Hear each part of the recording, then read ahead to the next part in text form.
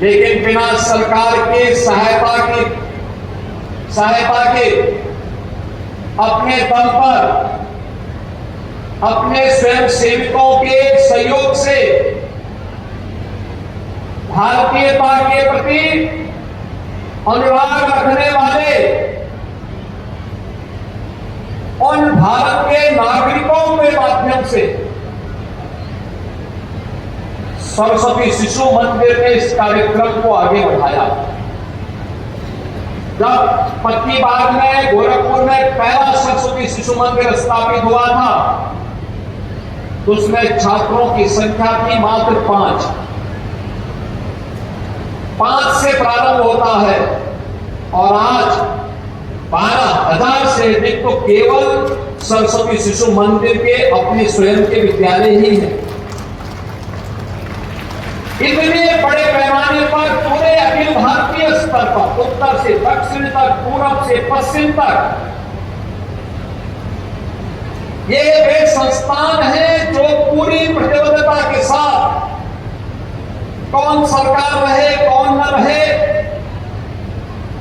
पाठ्यक्रम सरकारें क्या दे रही हैं इसकी परवाह किए बगैर बच्चों के अंदर भारत और भारतीयता के प्रति एक नागरिक के रूप में उन कर्तव्यों का बोध कराने के लिए, भारत को सुयोग्य नागरिक बनाने के लिए अपने इस राष्ट्रीय दायित्व का ईमानदारी पूर्वक निर्वहन कर पा रहा है। और यही कारण है कि सरस्वती शिशु मंदिर से निकले हुए छात्र आज जीवन के प्रत्येक क्षेत्र में समाज को नेतृत्व भी दे रहे हैं, समाज का मार्गदर्शन भी कर रहे हैं और समाज को एक नई गति देकर के प्रधानमंत्री मोदी जी के विकसित भारत के उस संकल्प के साथ जुड़ते हुए पूरी प्रतिबद्धता के साथ दिखाई दे रहे हैं। 500 वर्षों का इंतजार जब समाप्त होता है, अयोध्या में रामलला का भव्य मंदिर का निर्माण होता है। विपक्षी दलों के लिए लगता था कि ये नहीं हो सकता, ये नहीं होना चाहिए, लेकिन संकल्प था राम भक्तों का और मर्यादा पुरुषोत्तम प्रभु श्री राम भारत के आदर्श हैं, भारतीयता के प्रतीक हैं। जब महर्षि वाल्मीकि ने नारद जी से पूछा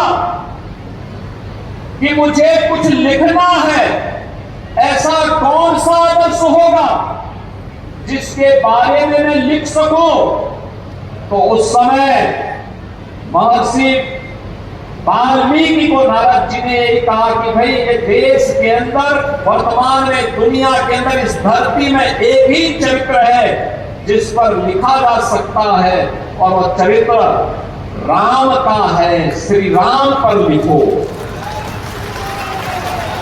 और उन्होंने उस समय क्या लिखा, कहां से शुरुआत की? उन्होंने एक शुरुआत की रामो विग्रहवान धर्म, यानी राम स्वयं में धर्म है।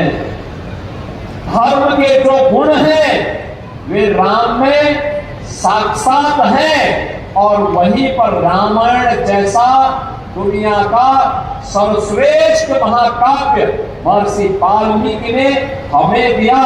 हमें महर्षि वाल्मीकि की विरासत पर गौरव की अनुभूति है। आपका यही बगल में जनपद पड़ेगा बहराइच। बहराइच में 1000 वर्ष पहले महाराज सुहेलदेव ने गजनी के शासक सालार मसूद जब मंदिर तोड़ने के लिए आया था और यहाँ के पवित्र स्थलों को तोड़ने के लिए आया था, तो उसका जवाब देने के लिए उन्होंने भारत के सैनिकों के साथ उसका मुकाबला किया और उसे पूरी तरह परास्त करके वह सजा दी जो इस्लाम की दृष्टि से सबसे खराब सजा मानी जाती है, वह उसको दी। लेकिन हमें भर दिया गया कि सुहेलदेव की पूजा नहीं करनी, सुहेलदेव को मानना हमने बंद कर दिया। लोग सुहेलदेव का नाम ही भूल गए थे। ये हमारी सरकार जब आई तब हम लोगों ने महाराज सुहेलदेव का भव्य स्मारक बहराइच में बनाया, विजय उत्सव का स्मारक बहराइच में बनाया। और यही नहीं, महाराज सुहेलदेव के नाम पर एक विश्वविद्यालय का निर्माण भी कराया गया।